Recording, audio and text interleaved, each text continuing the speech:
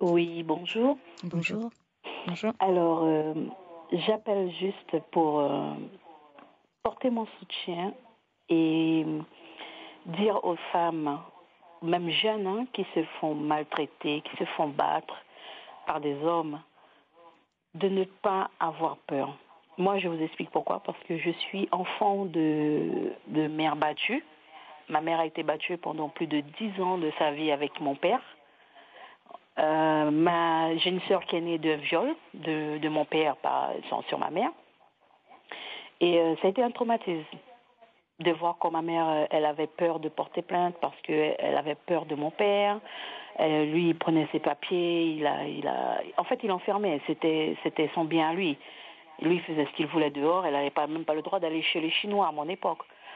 Elle a appris le français par nous parce qu'on l'apprenait en cachette.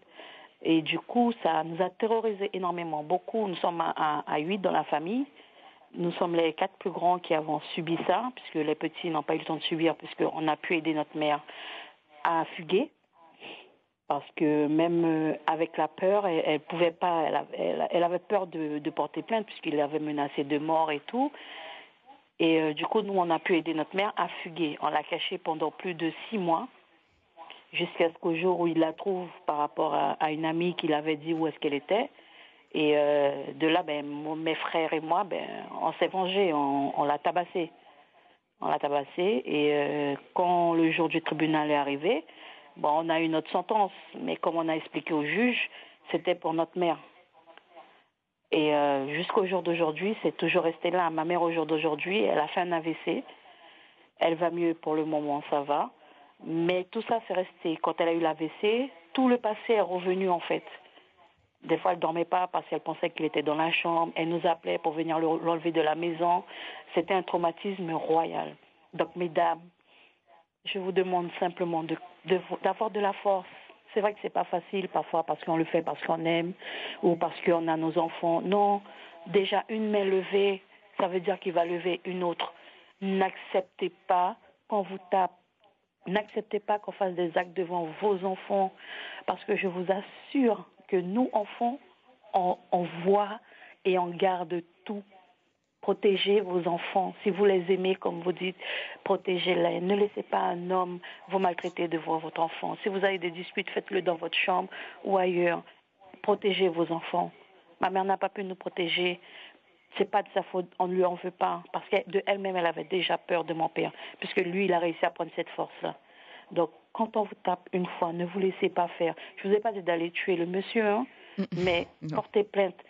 Faites déjà des actions de vous-même. Et vous allez voir, il y a une seule chose que je vous dis, ne laissez pas l'homme prendre le dessus, même si vous l'aimez. Il ne faut pas aimer quelqu'un plus que vous.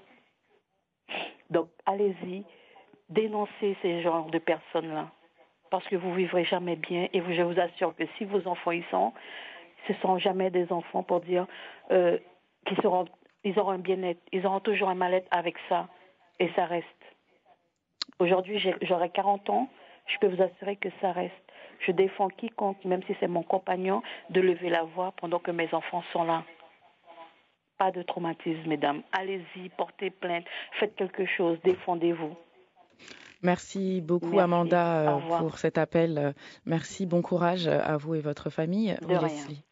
Oui, merci beaucoup, madame, pour ce témoignage, parce que là, en quelques minutes, vous avez expliqué ce que vous avez vécu, vous, et il n'y a rien que tel pour dire aux autres, j'ai vécu ça, je comprends ce que vous vivez, et qu'il y a une issue de ça, vous pouvez s'en sortir. Il y a heureusement maintenant en Guyane, plein de possibilités pour vous accompagner, pour vous aider, mesdames, si vous êtes victimes, d'avoir des informations, d'avoir un lieu d'hébergement d'urgence, un hébergement temporaire, d'être accompagné pour avoir votre propre compte bancaire, de trouver une formation, de mettre votre vie en place et et de protéger vos enfants. Tout ce que vous avez raconté, madame, ça a dû être très difficile pour vous et je vous remercie sincèrement d'avoir partagé ça pour dire, moi je l'ai vécu, je comprends ce que vous vivez et il y a une possibilité de sortir de tout ça maintenant. Merci beaucoup Leslie, merci beaucoup Amanda pour ce témoignage poignant. Il est 10h40.